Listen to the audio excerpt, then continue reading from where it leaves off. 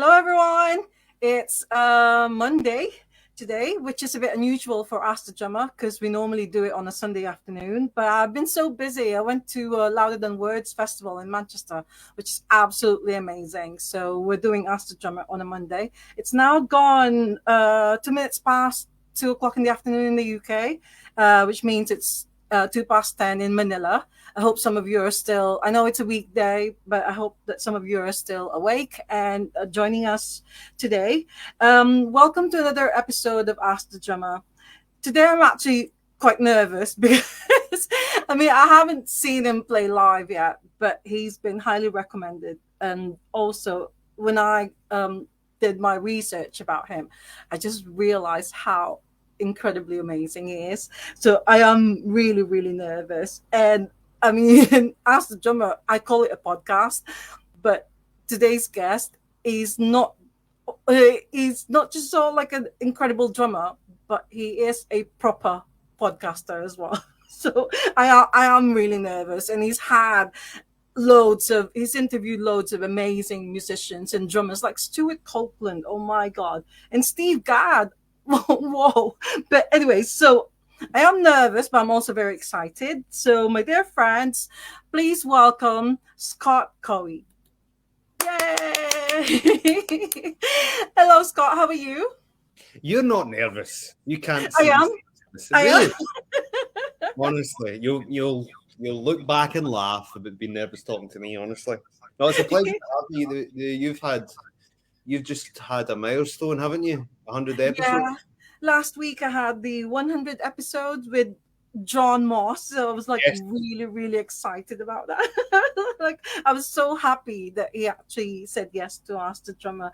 But I want to say before we carry on, I just wanted to say a massive shout out to Hazel Morrison of the Beatles, the gorgeous Hazel Morrison. She's the one who actually told me about you, and I'm just, I'm so like, because I've been so busy, I didn't actually do my script or I didn't do start researching until last night. And I was like, oh my God. This is because I know that you're in the Twisted Beatles, which I'm gonna ask you later on, but I didn't realize that before that you're in like this amazing like band as well. And you've done loads of things. Like I mentioned the podcast and stuff. So anyway, so can you just ask you, is Hazel your music teacher or are you like colleagues or? No, well, she was my music tutor when I was in high school. For the first or second year that I was there. Oh, I So, see. Okay. yeah, so she must have been really young at the time because she doesn't look old enough to be my music tutor, you know. But that was quite a long time ago. But she was brilliant. I remember her lessons very well and everything. So I was just starting out at that point, and we've kept in touch and everything. So I appreciate her giving me, passing on my details to you or making making you aware of me, as it were. Yeah, yeah, So yeah. no, she's great. So yeah, big shout out to Hazel. Hope she's doing well. Yeah, because she knows that I really like drummers who can twirl. And Hazel said, "You're the best twirler drummer in the world." So Oh, I don't know. I have watched some videos on YouTube, and yes, I have seen you like do that twirling bit. So I know. Well, thanks very much. It was nice of her to say that. So that's really good. But thanks for that. I don't know. It's one of these things, isn't it, where I can remember always feeling that if you were doing all that stuff, just make sure you get it right on the kit and everything. So sometimes I do, sometimes I don't. But the guys like the Gene Kruppers and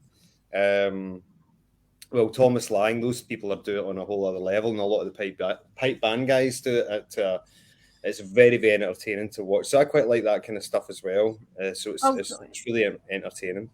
Yeah. Well, at least that when I ask you later on in the show, I always ask this like 4 final questions, and one of them is about twirling.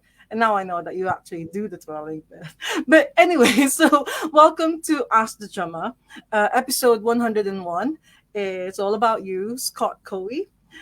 So first thing I wanted to know is where are the Cowies from? Where are the Cowies from? We're from a place called Airdrie, just outside Glasgow in Scotland. So that's where we're from. It's just a bit about kind of. Do you know Scotland at all?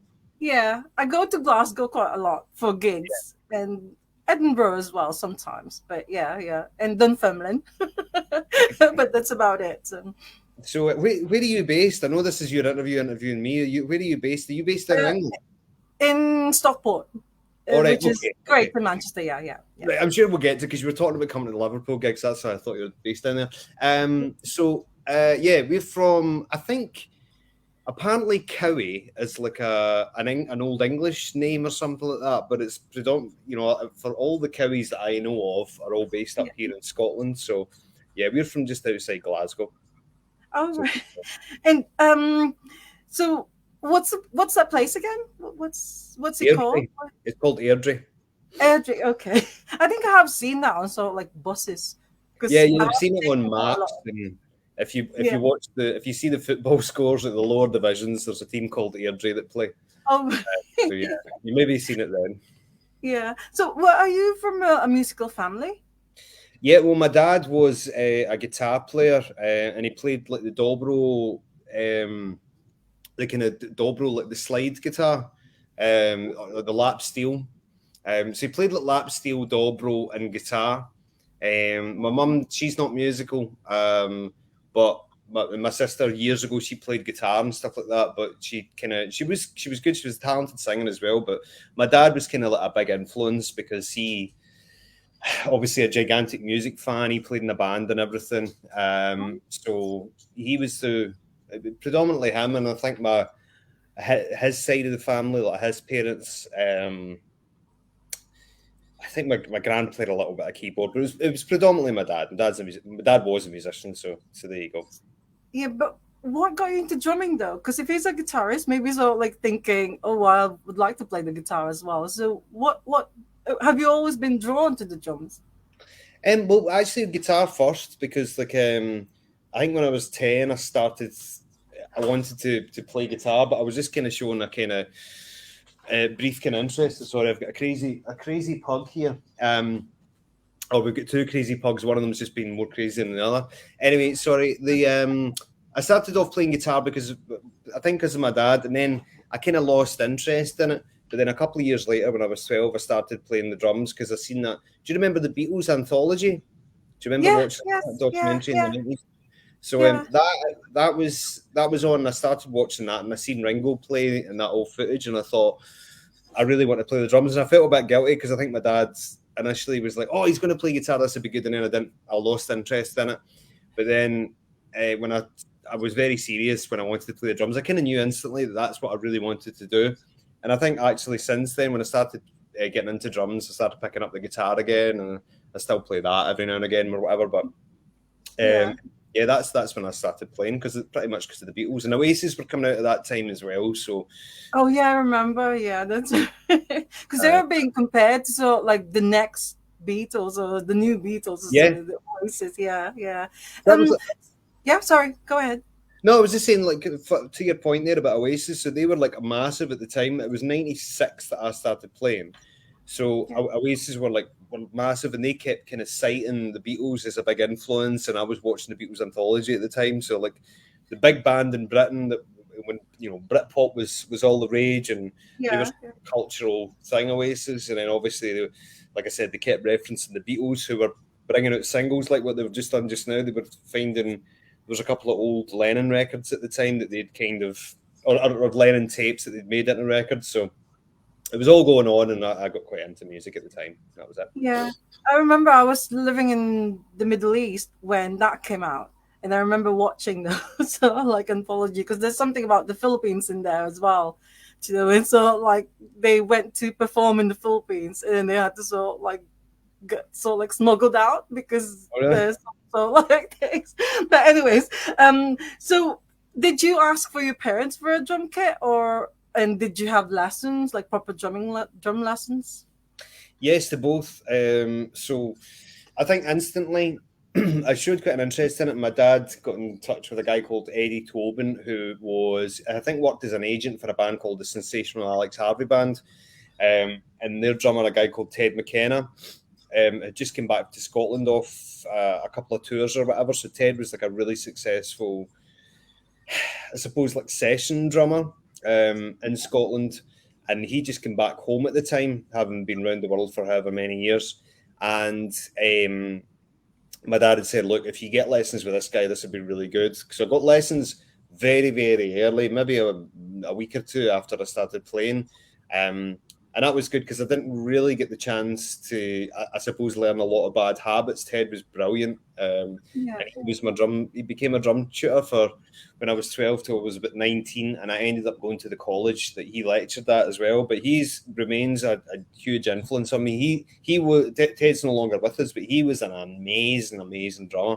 And he's very, very highly regarded up here. Ted McKenna from the Sensational Alex Harvey Band. He played with Rory Gallagher as well, Gary Moore, Michael Schenker. There's big names that I'm missing, I'm sure, but no, Ted was a big influence. And yes, I asked my mum and dad for a kit early doors too. But were you aware of the Sensational Alex Harvey Band at the time? No, I don't think so. I don't have any recollection of knowing who they were up until my dad had mentioned them. And then I got really into that band, and still to this day, like I'm a huge Alex Harvey Band fan. I think they're one of the best bands to come. In fact, I think they're the best Scottish band ever, to be honest. I think they were really, really good. They were very innovative, and bizarrely enough, I don't want to jump back and forth here in case you've got questions on this, but I ended up playing in a band with somebody else who's in that band. I'll get to. I don't know. No, because I don't remember actually seeing the Sensational Alex or because I grew up in the Philippines, and I know about Nazareth. Yeah. Because of Love Hurts, that was massive in the Philippines, but I don't remember hearing about the Sensational Alex Harvey Band until I got here in the UK, which was in 1996, because they used to show all these sort of like old grey whistle test shows and things like that. So I thought it was sort of like a bit, oh wow, it's fantastic, because I mean one of them has actually got makeup on. But I know that there's a connection with you there. But before I actually ask you about that, what was it like when you were growing up? Did you go to a lot of gigs, or obviously when you're trying to learn how to play the drums, did you already have a band at the time, or? I mean, yeah. When we started, when I was 12, we started a band with a couple of friends, and then 12. Wow. If you can call it a band, we were. I don't know if by the letter of the law, I suppose technically it was people in a room together playing music, but a band, I don't know. But again, it was an experience, like all these things are, and then. As far as going to gigs, obviously I was too young to go to gigs at that point. But I think when I got to college, and then we were, I went to, as I said there, the college that the guy Ted McKenna lectured at, so I kind of knew about that course through him. And then I started going to more gigs when I was at college, maybe one or two when I was at school. But that's. But early doors, I think that's when the bands and everything started to pick up, when I was at 16, 17, something like that. Yeah. But I was actually gigging before that, but I wasn't going to gigs as a spectator. I was gigging really early, actually, 12, 13, with my dad's band. Oh wow. So you were playing drums in your dad's band? Or? My dad started doing like charity gigs. A gentleman in his work had lost his nephew, so they started putting together like charity fundraisers, and asked my dad to form a band in place. There was my dad was a policeman, so it was like a band for like policemen that would get up at these charity events and play, and then they would get me up to play. I think I would play percussion throughout the set, like congas and like shakers and everything, and then they would let me play the kit for a song. The song was Little Bee by the Shadows, that's got a drum solo in it. So I was doing that really early doors. So that was a great experience gigging that that young, you know. Yeah, So yeah, look at actually just saying this out loud and looking back, and it's very fortunate to have that experience at that age, you know. yeah. But the first sort like proper, not with your dad, but sort of like a Right. band you formed with your maybe your friends or you know. What was it?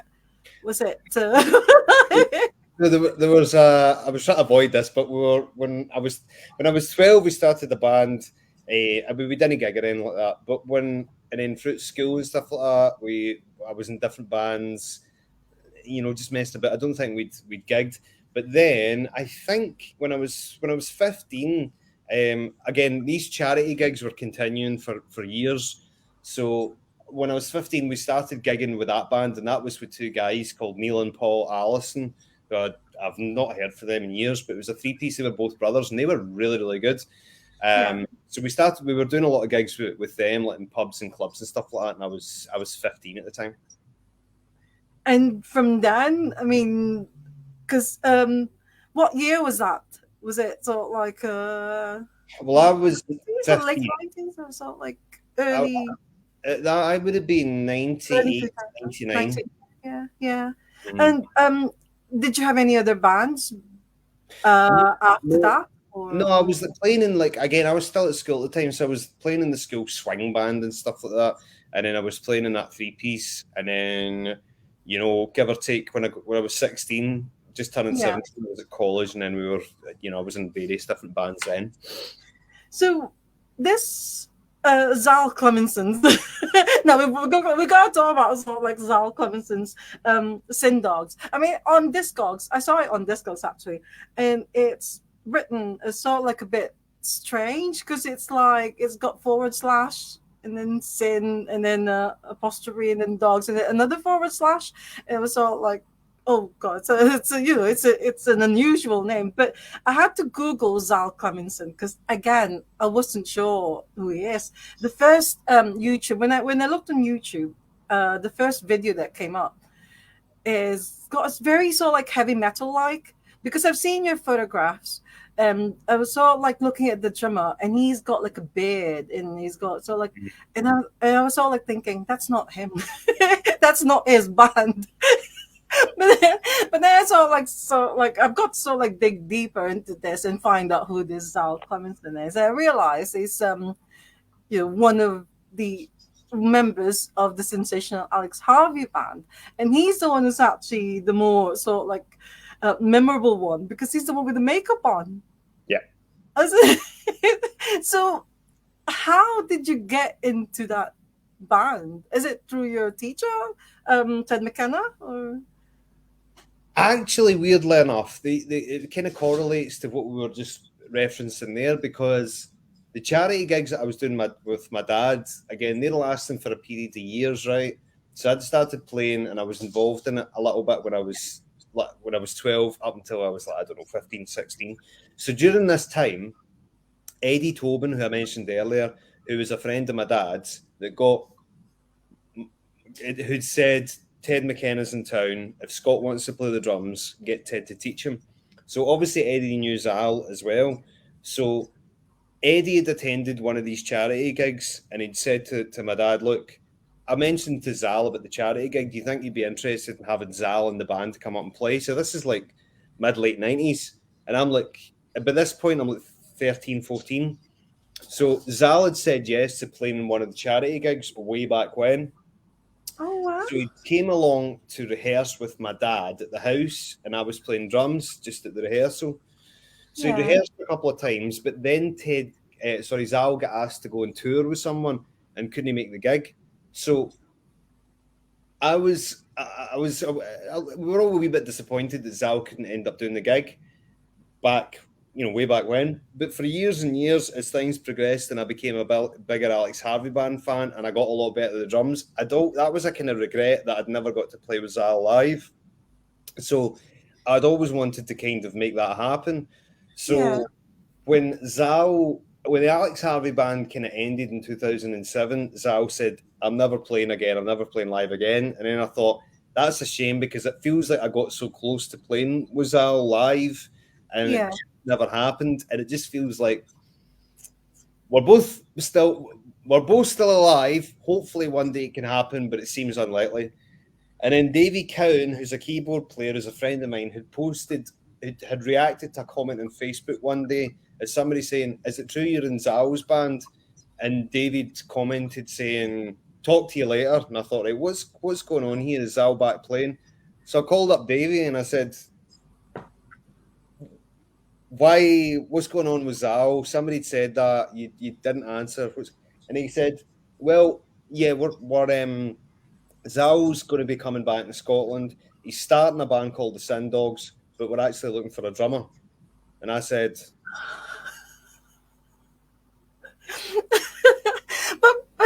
Yeah. and I said, Davey, don't have an audition process.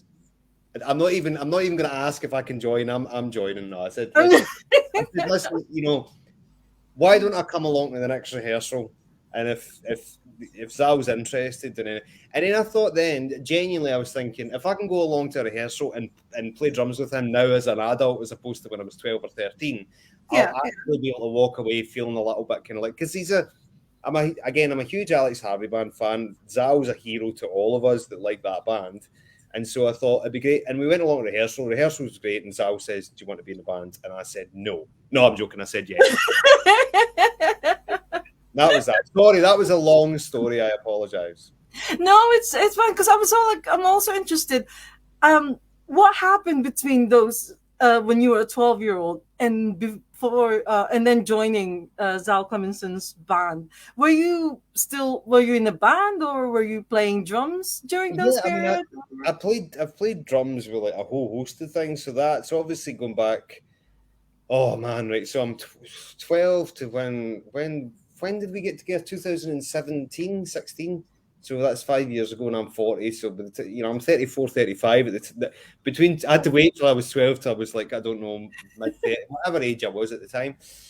So yeah, playing in various different bands, and like I've done a whole host of things. Like one of the more well-known acts I play the drums with is Sandy Tom. Right. So Sandy, she's had a few hits and everything. One of the biggest hit I would probably be "I Wish I Was a Punk Rocker" with Flowers on My Hair. So that's I played the drums. So I mean, the years fly by. I've been drumming with Sandy for the last 10 years or whatever, and then I've just drummed with lots of different people in that time frame. But is it also true that you were in the Stone Roses tribute band? Yeah, I done that as well. That's the Complete Stone Roses. The Complete Stone Roses?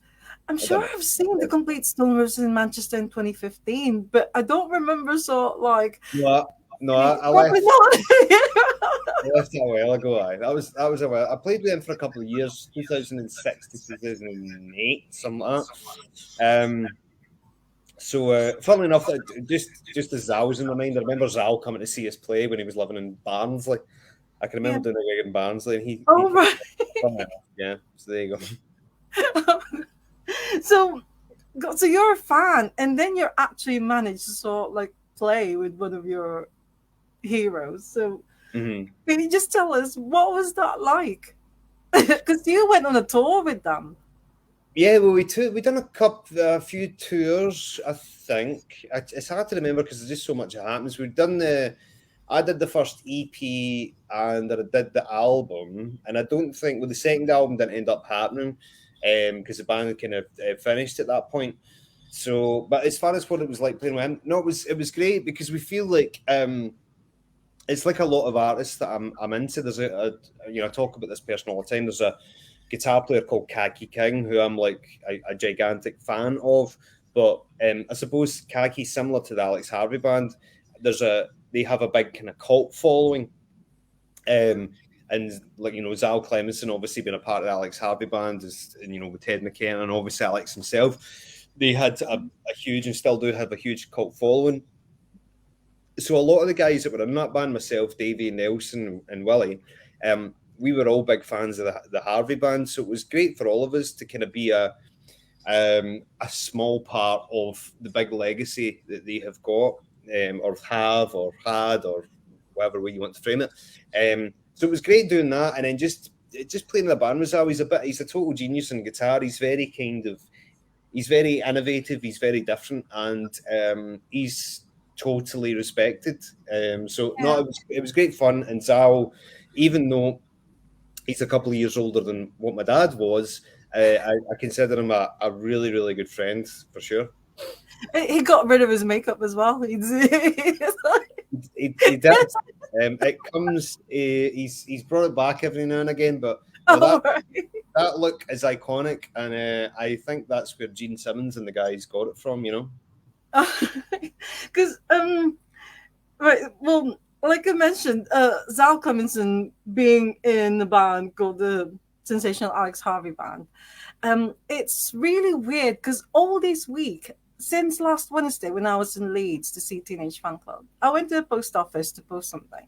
And the guy who served me, actually, because he saw my badges, I've got all these badges on my bag. And he said, "Oh, that's I've got a friend who does like business badges, and he's really into punk and all those things." And then he said to me, "Do you know a band called the Sensational Alex Harvey Band?" I said, "Yeah, I've heard of it. I'm not really very familiar with the music, but I've heard of it." And then he said, "Max Maxwell, who is apparently the last vocalist of Alex Harvey Band."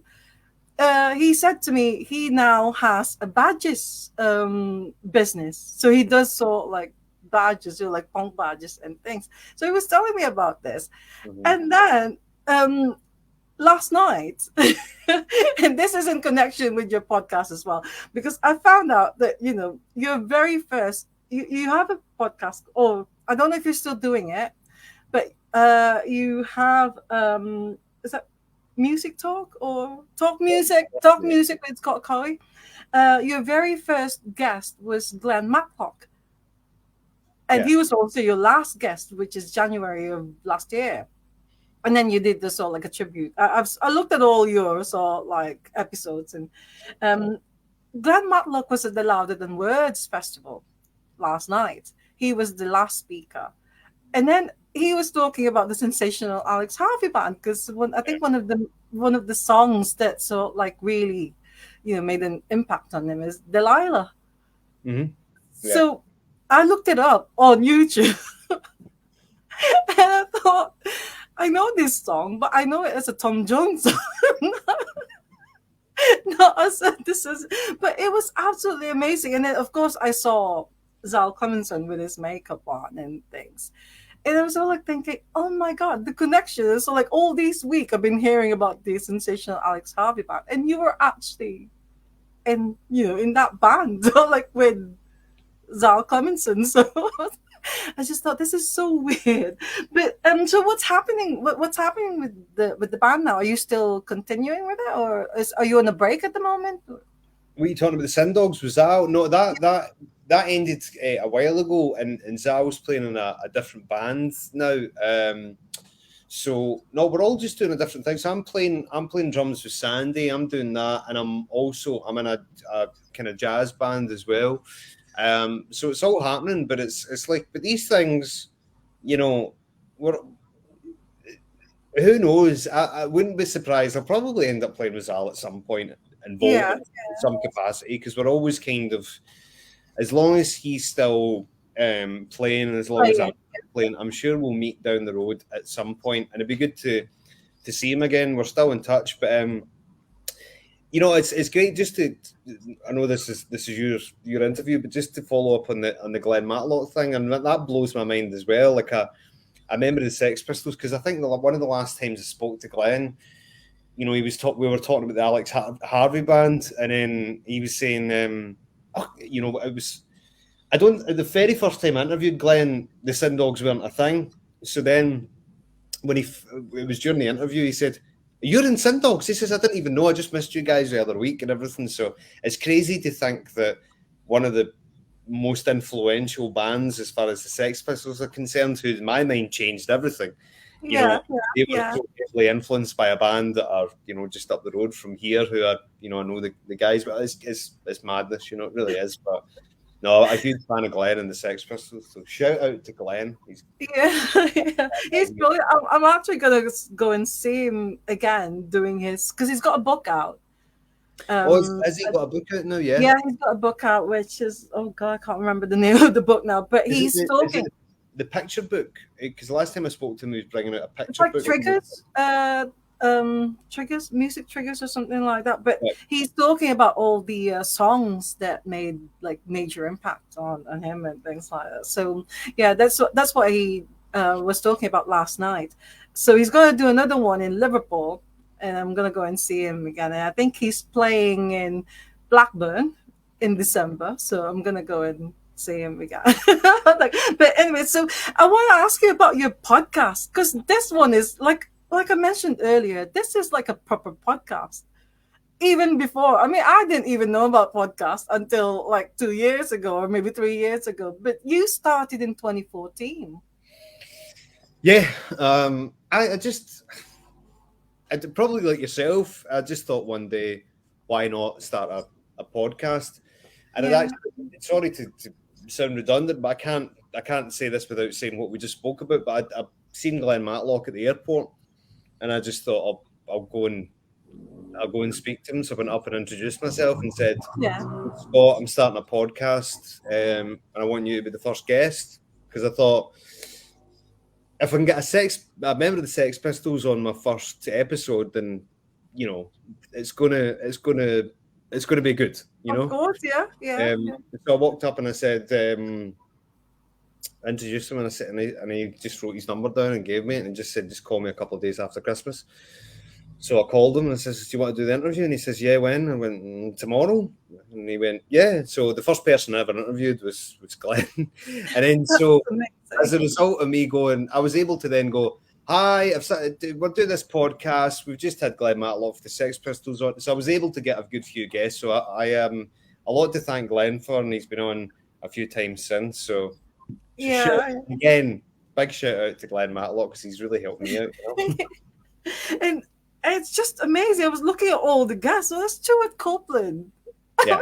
How did you get so that he's a famous drummer? I mean, I've seen all those sort like drummers that you've interviewed. You don't just interview drummers, of course. You also have like Linda Perry and Susanna Hoffs. Oh my God, those names are so like, I was looking at them, and the other one that's actually very, very interesting is Vic Firth. Yeah. I've only actually seen his name on drumsticks. Yeah. So I think what I'll do, all these episodes are available online anyway. So I've actually done a couple more, but I've not actually put them in the audio version. So I've done a couple since the last Glenn one, but I need to put the audio version up so it appears on the last 2 or 3 done that I've just put on YouTube. So I need to get on the audio thing again, so they're all appearing and everywhere you get them podcasts. But I've got a funny story about the Vic Firth one, if you want me to tell you. Yeah. So I met Vic Firth actually I met Vic Firth at Wembley at a drum exhibition in 2005, and then I thought, oh my God, there's Vic Firth, and I just bought a pair of Steve Gadd drumsticks, and I had them in a plastic bag. So Vic Firth was walking by, and I went, Vic, hi, I'm Scott. And I thought, what do you say to Vic Firth? And I went, do you want to just see what I've just bought? And I showed him. and he was like, yeah, let me see it. And I was like, look, it's a pair of Steve Gadd sticks, right? So I thought, right, well, that's me. I'll never get to talk to Vic Firth again. So then I thought I'll just call him, right?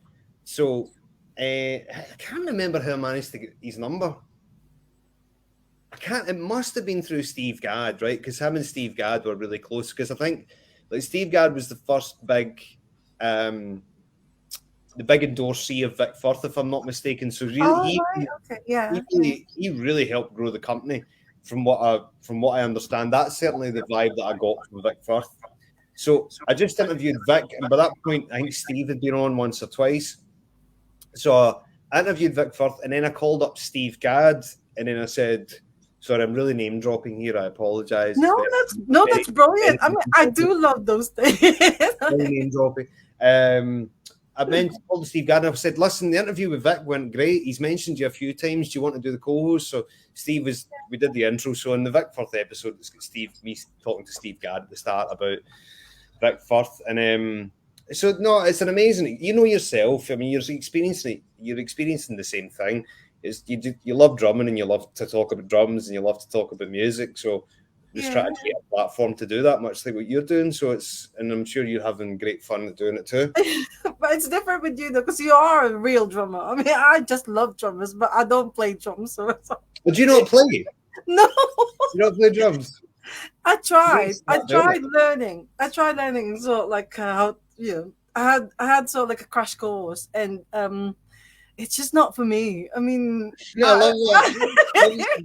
You got a podcast where you ask drummers everything, but you're like, it's just not for me. No, I don't like it. I prefer sort of like watching them because I think they're absolutely amazing. But me trying it, it's just I felt like awkward. It's like I don't know how to do. I can't even do this. Right?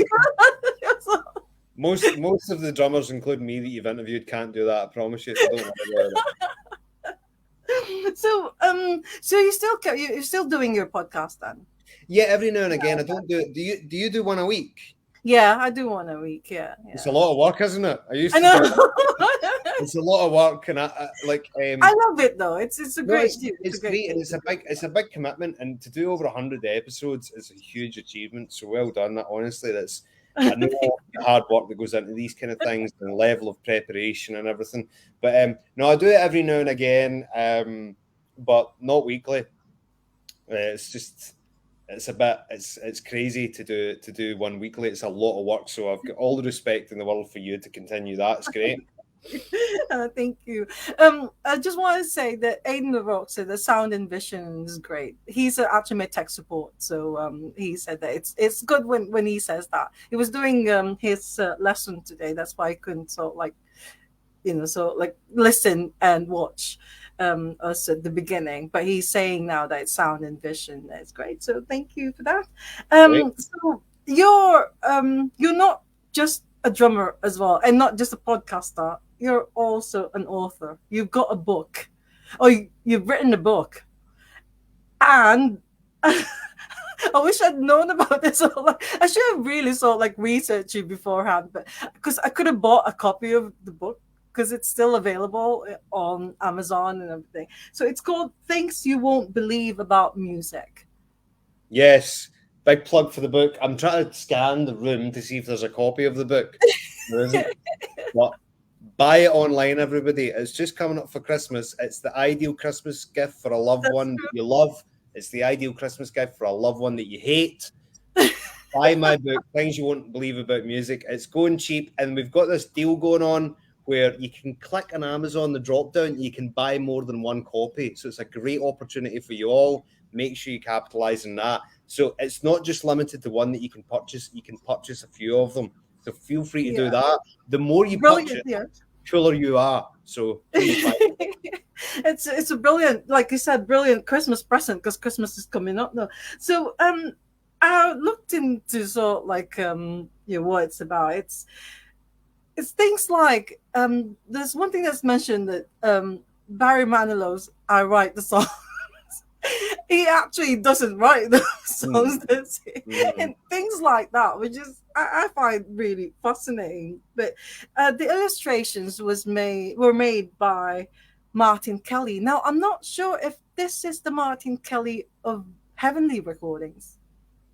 No, it's the Martin Kelly of the singing songwriting duo Martin and James. Right. Okay. That's because when I saw like I was looking up Martin Kelly musician, I was sort of like thinking, oh my god, is this Martin Kelly? It was sort of like in a band called Episode 4 or like, and then became East Village. So it's not him. It's a different sort of like Martin Kelly who did the illustrations. Yeah, no, it's a guy that I was at uni with. He's an amazing singer-songwriter. Him and James are phenomenal. They've worked together. They're from very local to where I am just now. And they've been signed to Universal and everything. Their music's great. But Martin and I were in the same class at uni. And then he used to sit and make us laugh by drawing pictures of the lecturers, like caricatures of the tutors in the class. Yeah. So when I was writing the book, and then the book in and of itself is very kind of anecdotal. It's quite humorous. it's fun. There's a lot of fun music facts that, things you won't believe about music, hence the title, right? Yeah, yeah, But Martin's, when I was writing it, I thought that the illustrations have got to match the writing, in the sense that, there's got to be humor involved. So I thought Martin's the perfect person to do that, because his drawings were brilliantly funny, both brilliant and funny. And then we worked on it together, and we done an amazing job. And to be honest with you, I'm more proud of doing that than I am of doing anything in my career. drumming career. Yeah. No, that's my proudest piece of work, doing that, because it took a Yeah. long time to do, and that's the thing that I would hold up and go, like, I made that, more so than any music that I've done. Well, the book was released in 2019. Is that right? That sounds about right. Yeah. Yeah, 2019. Are you thinking of having sort of like a part 2 or No. No? That's far too much work. Do you know what? Probably, but I can't get my head around thinking about doing that just now. It's a lot of work. The chances are I will probably continue to update that, because I think there's a lot of scope to do different things with that book. I think the concept of it is hopefully, I think it's pretty strong. Things you won't believe about music. Things, Yeah. a lot of people can, it would pique their interest even if they're not a musician. And it does actually quite well at Christmas, because a lot of people search on Amazon and go, "Oh, my uncle loves music. He'll like something like." Yeah, that's right. Yeah, yeah. So it does quite well. And there's a lot of people that actually find that bought it and go, "I bought this and I didn't actually know that you wrote it," that type of thing. So anyway, there you go. Oh, that's brilliant. Never say never. Yeah, well, I'm going to sort of like post the link, the Amazon link to Ask the Drummer when later on, or maybe tomorrow or something. So now we're going to talk about the Twisted Beatles, because that's your band, that's your current band. Yes. So how did that come about? Well, we started it during lockdown because, as you remember, none of us musicians could do anything. Yeah, that's so true. So then one day on the guitar, I was just sort of playing like a different version of one of the Beatles songs. I sent it to my friend Nora, who's a violin player. So we started doing the thing that everybody was doing, filming yourself playing, and then there would be a couple of you on the screen playing the song or whatever. So we did that, and then I thought, well, there's this other Beatles song that might sound good in this different style, and I sent it to her. And then before you know it, the next song had 4 of us, and then here's another twisted Beatles song. It's this version of this, or this twisted version of this Beatles song. And then before you know it, we were the Twisted Beatles, and then it was quite a organic thing in which doing versions of Beatles songs that were different, funk version of Eleanor Rigby or whatever it may be. And then when we came out of lockdown, we thought it'd be great just to go into the studio and record one of these properly, because we're kind of, it's a good little concept, and that'll be a kind of nice little end thing. And then my friend Nelson, who plays bass in the Sin Dogs, also runs his own promotion company. So he then said, are you guys going to gig with that? And I said, no. And he said, well, why don't you do the Hard Rock Cafe? I'll book it. Okay. And then we did that, and then that sold out, which was great. Again, not that we're amazing, but the name the Beatles tends to attract a little bit of attention. So then we did that, and then what we didn't want to do is just end up playing some Beatles catalog. We didn't want to end up the thing being we're playing in every small pub. We wanted it to kind of, well, why don't we try something quite ambitious in? So we booked the Cavern out, and we went and played there, and that was incredible. That was really, really great to play the Beatles songs in the Cavern. And again, it might not sound like a big deal playing that club to people that maybe are from England, but to start a band, and for people that are our age that have got kids and big commitments, to get us all out the house to go and do something like that takes a lot of organisation. So no, it was great. It was really busy, and something I'll remember for a long time, because as we spoke about earlier, huge Beatles fan, always wanted to play the Cavern, hadn't actually been in the Cavern, let alone played it. And that night was pretty magical, playing all those amazing songs in that amazing place with Well, I was going to say amazing people, but none of them guys in that band are. No, I'm joking. They're all obviously really close to them all. My wife's a singer in that band, and it's really good friends of mine that are in that group. So anyway, that was great, and we will gig again, and we've got a couple of things in mind and watch this space. Oh, that's brilliant, because I did miss that one. I think I'm not sure. I can't remember whether there's like a clash with like another gig that I went to, or maybe I was just sort of like somewhere. But I was, I'm really gutted that I missed that, because that was the time that I said I wanted to have a photograph of you before we do Yeah. the Ask the Drummer podcast. But hopefully, well, you said there's gonna be sort of like some more. Yeah, Gigs. I just remember that because that was the summer. We planned on doing this interview for a long time because I remember we chatted about it, didn't we? Yeah. That's great because this has been in the works for a while, but it's crazy to think that this was in the diary way back when. So that's great. So hopefully next year you'll be doing Surely, more. yes. Sorry, I didn't answer the question there. Yes, next year for sure, and a couple of things in mind, and which I'll probably chase up today. So watch this. Yeah. We will be And murdering the Beatles songs live in a venue near you. So before you buy a ticket for that, buy my book. but that's true. Yeah. Oh, that's brilliant.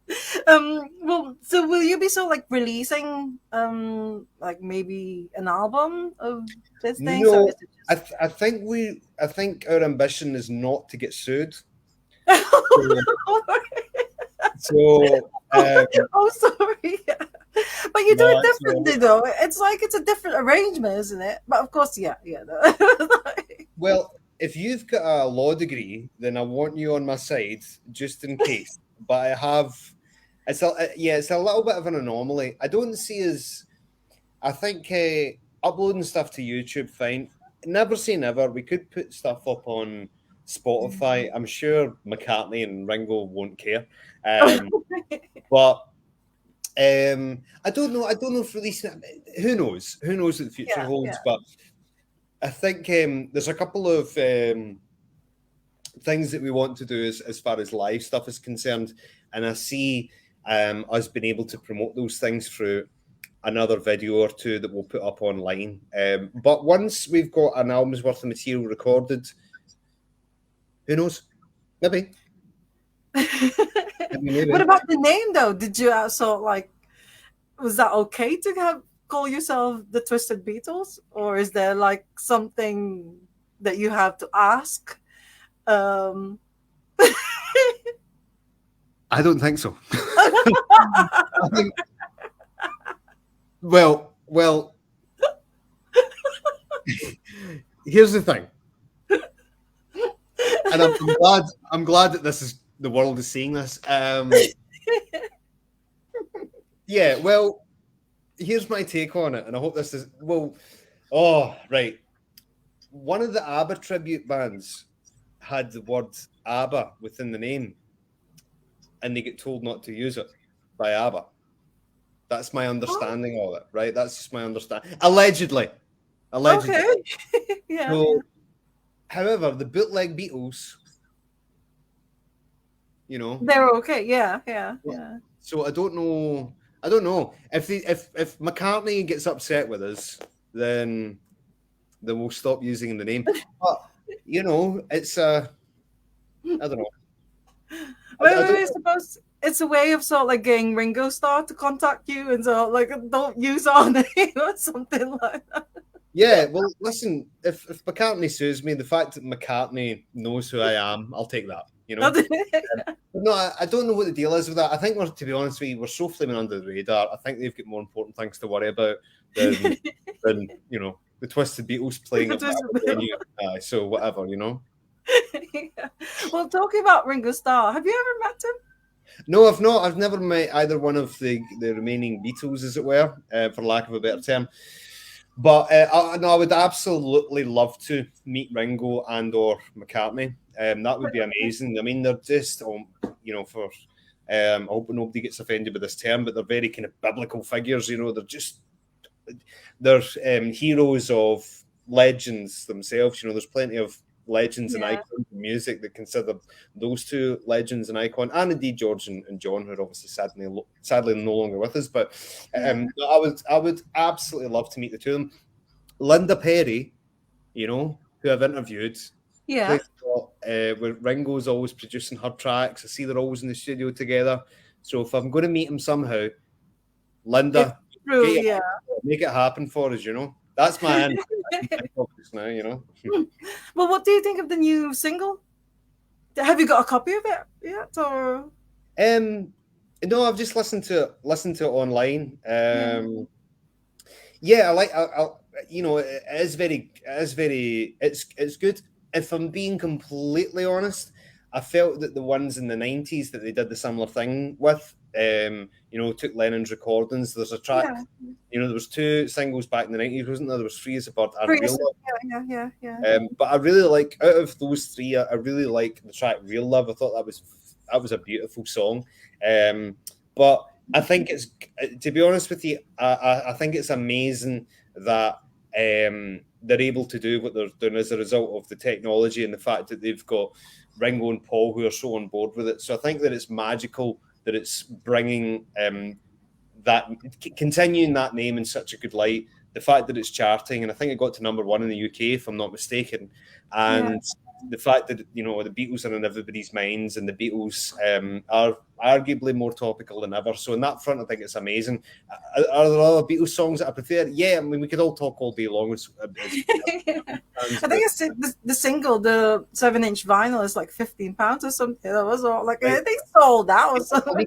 I need to do my bit, and I'll need to purchase it properly to show my support for my favourite band ever. But yeah, no, all the stuff, the fact that they're releasing that material, I think it's amazing, you know.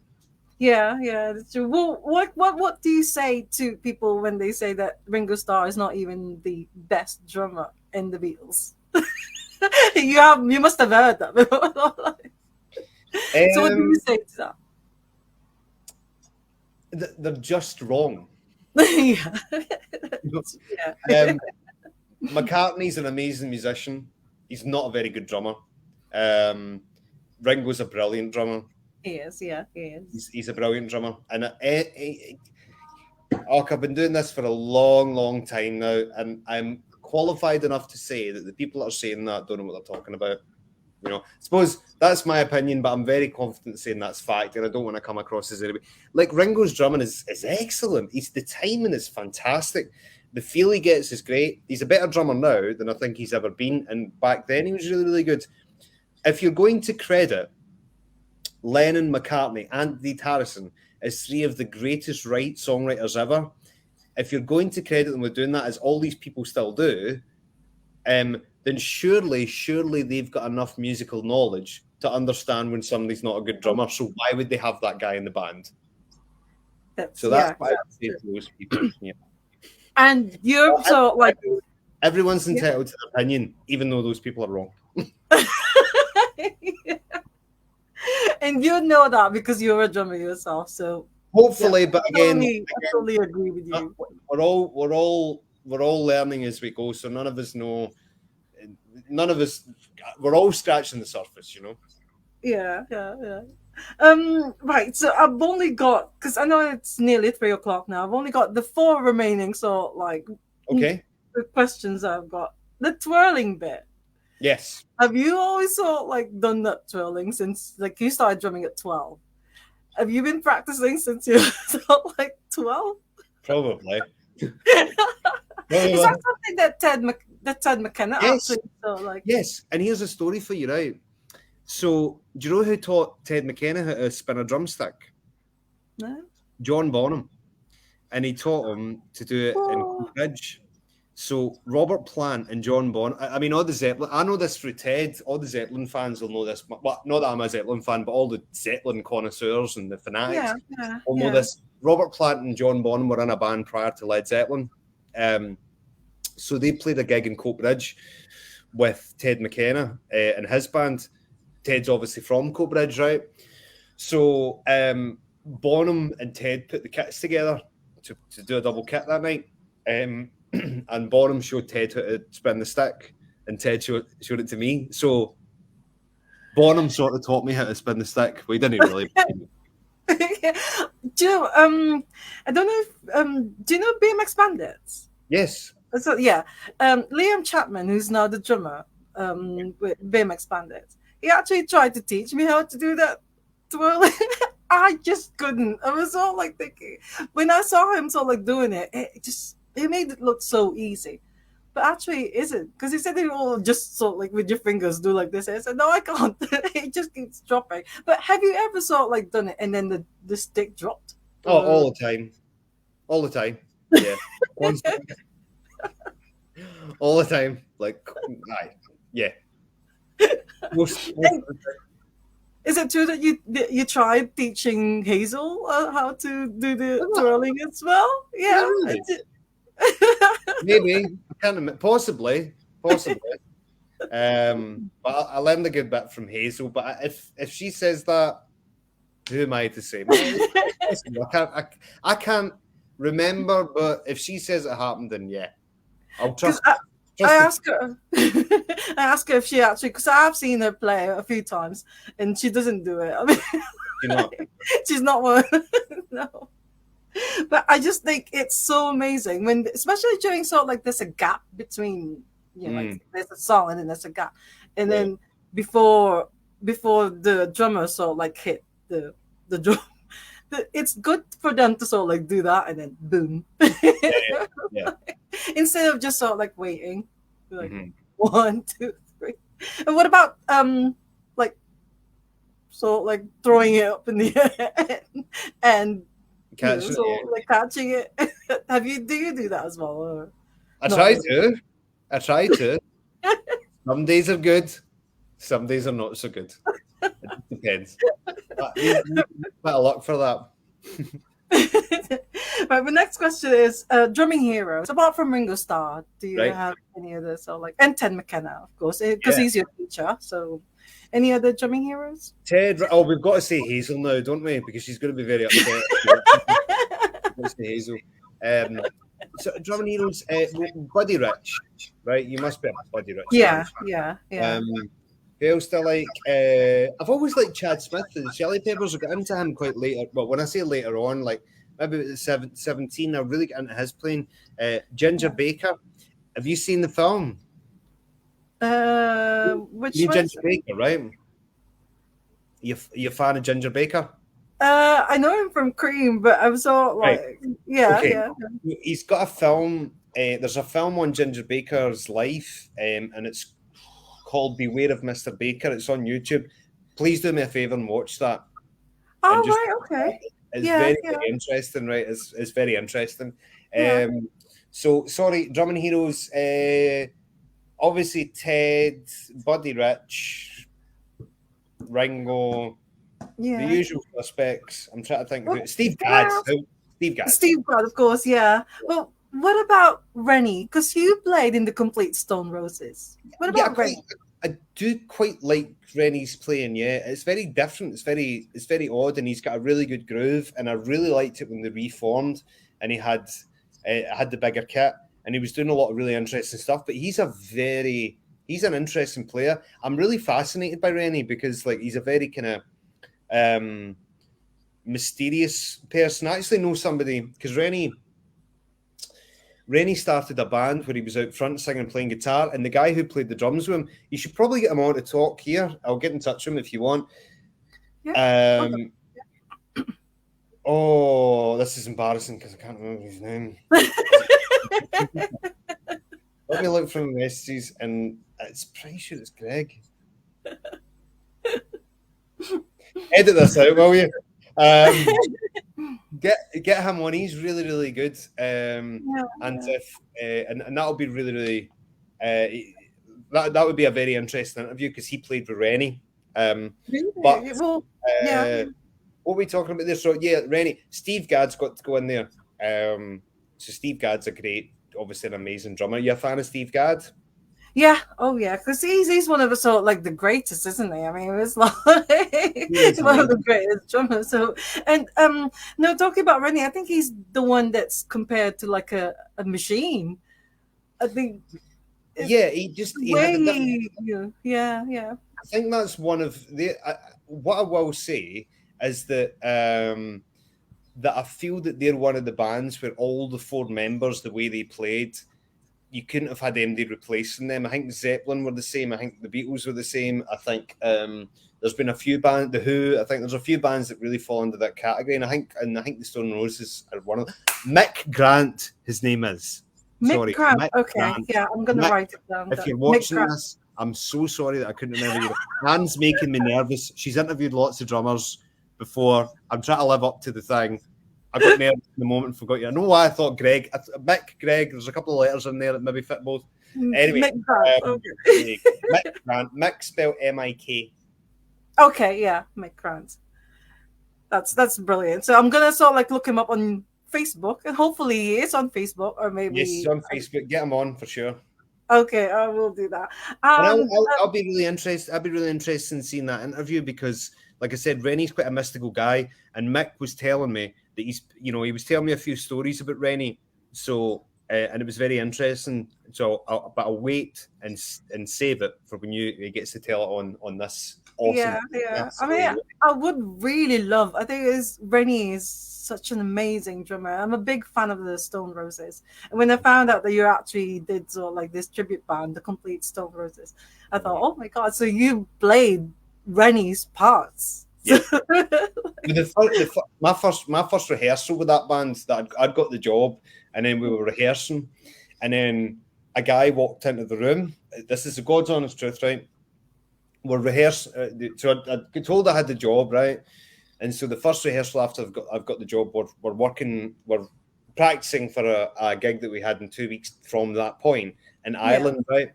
So rehearsing away, and then the door gets kicked open in the rehearsal room at Berkeley in Glasgow, and in walks a guy with his hood right over his head, and he's dancing in the middle of the rehearsal. This is the God's honest truth. He's dancing in the middle of the rehearsal room. He pulls his hood up, and it's Manny for the Stone Roses. Right? No way. And then the manager, a guy called Pete Lamb, it's just like behind them, and we're like, the song we were playing at the time was the song called "Love Spreads," and we were playing it the last few bars. Yeah. So we'd ended the track, and then Manny walks over, shakes my hand, and then hugs the rest of the band because he like knew the guys in the band. And then he said, "Do you want to come along tonight to see Primal Scream? We're playing at King Tut's. I'll get you on the guest list."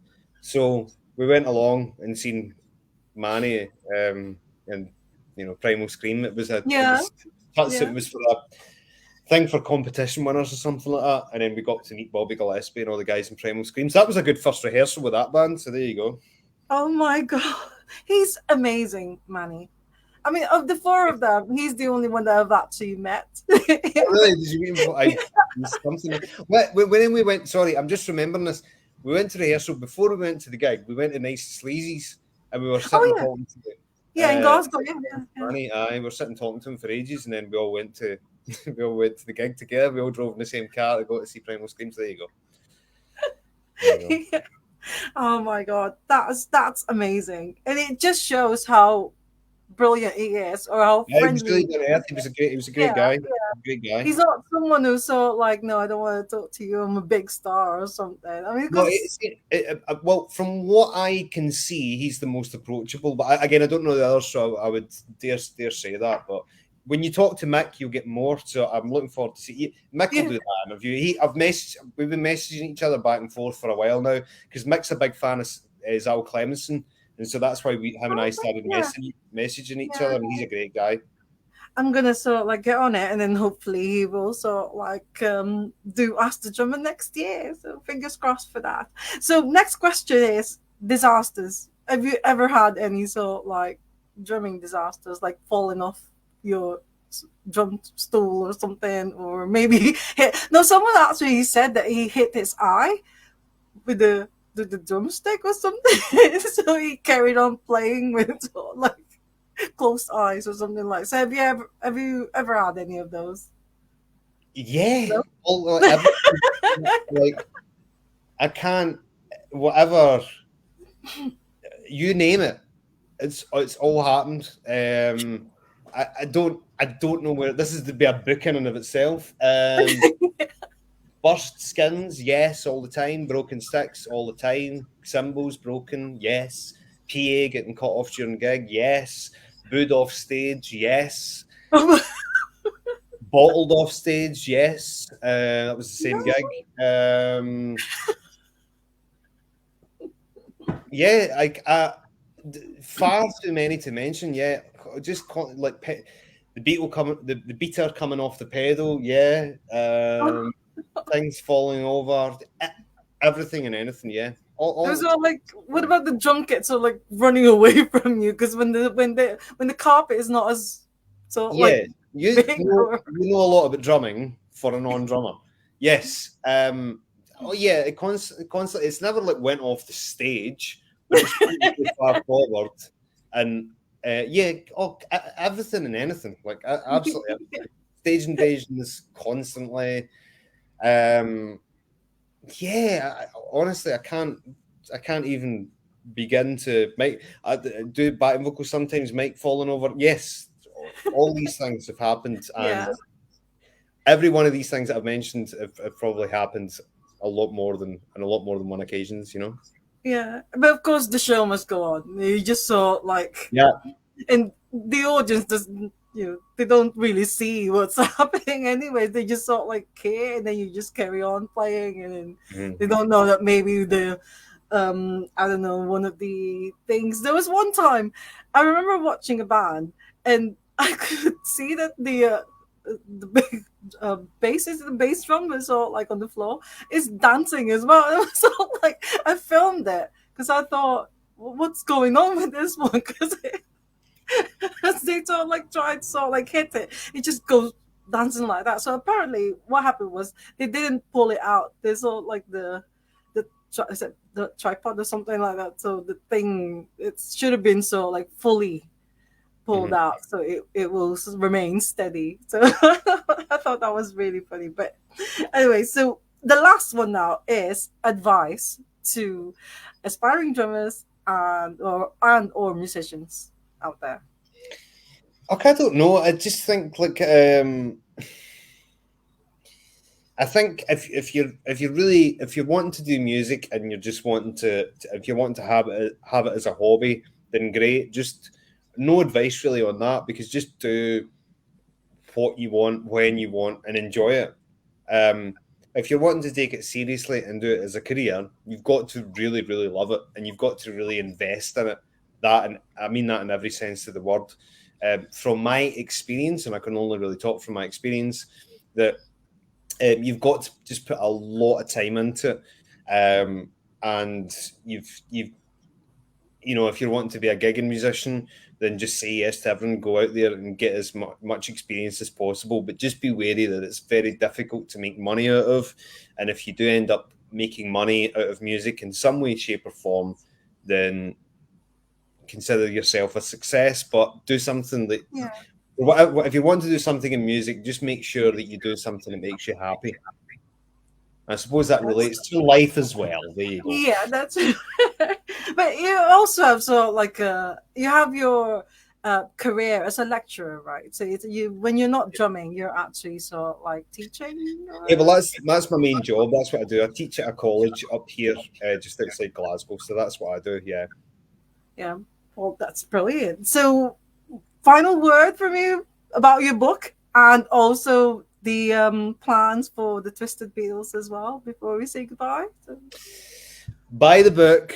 It's on Amazon. It's called Things You Won't thanks. Believe About Music. It's the perfect stocking filling gift for a loved one. So if you really are fond of someone, buy the book because if you don't, you're basically telling them you don't love them. Yeah. Think about that. True. As far as the Twisted Beatles goes, who cares? Buy my book.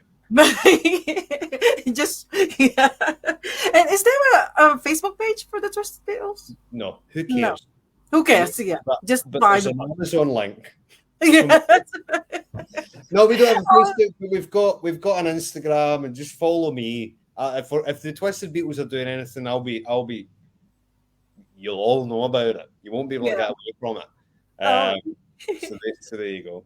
Thank you so much, Scott. I'm really happy that you do. And I hope your son okay.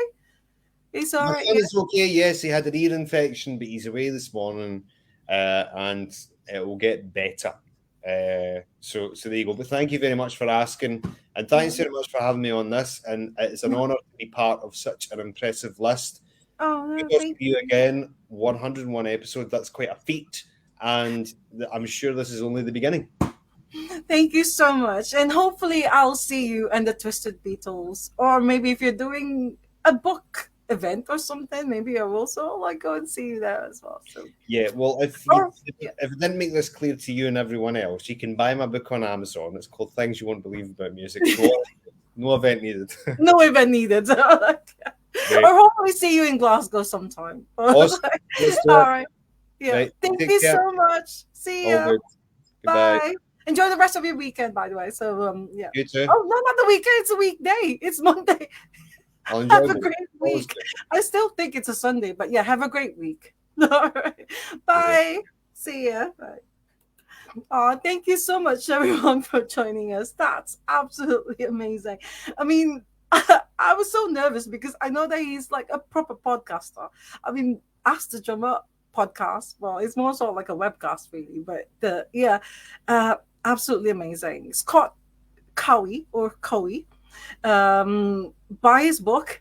Like he said, it's coming up to Christmas soon and not long now. So it's called Things You Won't Believe About Music. And I have sort of like looked up the reviews, and a lot of them are sort of like 5-star reviews and everything. So do look at, or I will sort of like send post a link, an Amazon link on how to buy the book. But yeah, thank you all so much. Next week, I'm not sure whether I'm going to be doing an Ask Drummer episode because this weekend is the Shine On weekend. And I think we'll be back maybe not on Sunday, not on Monday, maybe later, Tuesday or something. So I'll probably give Ask the Drummer a miss and just do another episode on the 26th of November, which is a Sunday. But anyways, you'll all get to hear about it on the Ask the Drummer Facebook page. So just, keep an eye out for any guest announcement posts. But for now, I thought it's a Sunday, but it's not a Sunday. It's a Monday. It's the brand new week. It's the beginning of the week. So have a great week, everyone.